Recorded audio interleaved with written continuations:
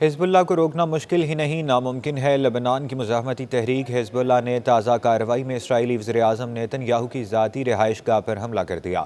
Saudi media reports کے مطابق حزب اللہ کی جانب سے اسرائیل کے شہر کیساریہ میں فائر کیے گئے راکٹ میں اسرائیلی وزیر اعظم نیتن یاہو کی ذاتی رہائش گاہ کو نشانہ بنایا گیا۔ سوشل میڈیا کی گئی پوسٹ پر بتایا گیا کہ حزب اللہ کے راکٹ حملے میں جس عمارت کو نشانہ بنایا گیا وہ اسرائیلی وزیر اعظم نیتن یاہو کی ذاتی رہائش گاہ ہے۔ اسرائیلی وزیر اعظم آفس کی جانب سے جاری بیان میں بتایا گیا کہ حملے کے وقت نیتن یاہو اور ان کے خاندان گھر پر موجود نہیں تھے۔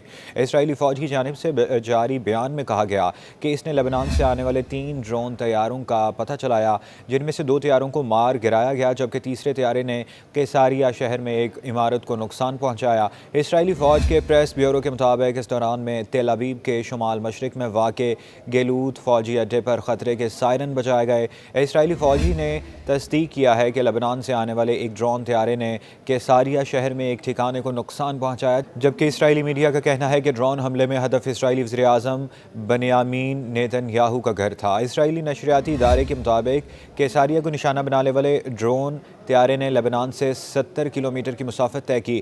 دوسری جانب حزب اللہ سے جنگ اسرائیل کو مہنگی پڑ گئی۔ لبنان اسرائیلی فوجیوں کا قبرستان بننے لگا۔ حزب اللہ نے لبنان میں زمینی کارروائیوں کے آغاز سے اب تک مجموعی طور پر 55 اسرائیلی فوجیوں کو ہلاک اور 500 سے زیادہ افسران و اہلکار کو زخمی کر دیا، جن میں سے درجنوں اسرائیلی فوجی کی حالت تشویشناک ہے۔ غیر ملکی خبر رساں ادارے کی رپورٹ کے مطابق ایک بیان میں کہا گیا ہے کہ حزب اللہ اسرائیلی فوج کو مسلسل جانی اور مالی نقصان پہنچا رہی ہے، جس میں افسران اور فوجیوں کی بڑی تعداد شامل ہے، اور یہ کارروائیاں جنوبی لبنان کے محاذوں پر کی گئی ہیں۔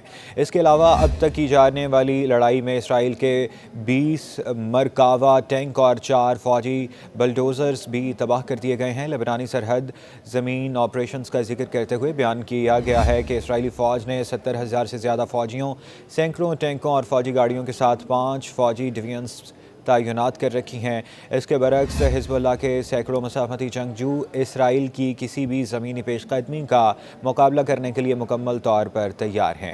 بیان میں مزید کہا گیا کہ گزشتہ ہفتے کے دوران حزب اللہ کی جانب سے اسرائیلی فوج کے ساتھ جھڑپوں میں مزید شدت آئی ہے۔ اسرائیلی فورسز نے مشرقی اور مغربی سیکٹر سے 7 دیہات کی جانب پیش قدمی کی، تاہم حزب اللہ کا کہنا ہے کہ اس کے جنگجو پہلے سے تیار شدہ حکمت عملی کے تحت اسرائیلی فوج کو کامیابی سے نشانہ بنا رہے ہیں اور سرحدی علاقوں میں گھات لگا کر ان کے حملوں کا جواب دے رہے ہیں۔ اس کے علاوہ حزب اللہ کا میزائل یونٹ بھی مزید طاقتور ہو رہا ہے اور اسرائیلی فوجی مقامات اور بیرکوں کو ان میزائلوں کی مدد سے نشانہ بنایا جا رہا ہے، جن میں پہلی بار استعمال ہونے والا جدید ڈرونز بھی شامل ہیں۔ حزب اللہ کا مزید کہنا ہے کہ اسرائیلی فورسز ابھی تک سرحد کے قریب کسی بھی لبنانی گاؤں کا مکمل کنٹرول حاصل کرنے میں ناکام رہی ہیں۔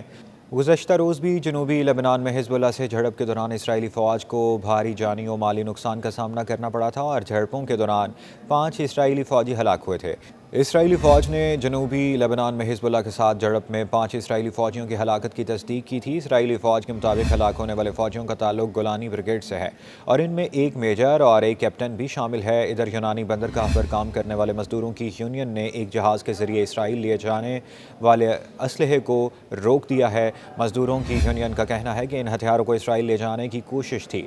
بندرگاہ پر کام کرنے والے کارکنوں کی یونین کا کہنا ہے کہ اس ہتھیاروں سے لدے جہاز کو غزہ اور لبنان میں اسرائیلی جنگ کے خلاف بطور احتجاج روکا گیا ہے۔ یہ اسلحہ برادر جہاز جمعرات کے روز یونانی بندرگاہ پہنچا تھا، جس پر 21 ٹن وزنی اسلحہ لادا گیا تھا، جسے اسرائیل پہنچانا مقصود تھا۔ بندرگاہ کے کارکنوں کی یونین نے کہا کہ یہ وقت ہے کہ ہم یہ بآواز بلند کہیں کہ بندرگاہ کو غزہ جنگ کا حصہ نہیں بننے دیا جائے گا۔ ہم امن کے لیے لڑ رہے ہیں اور اس لیے ہم یونان کو جنگ میں شامل نہیں ہونے دیں گے۔ اسی طرح مزدور یونین کی طرف سے فیس بک پیج پر بھی تصاویر اپلوڈ کی گئی ہیں جن پر لکھا تھا قاتل اسرائیل نکل جاؤ، قاتل اسرائیل نکل جاؤ۔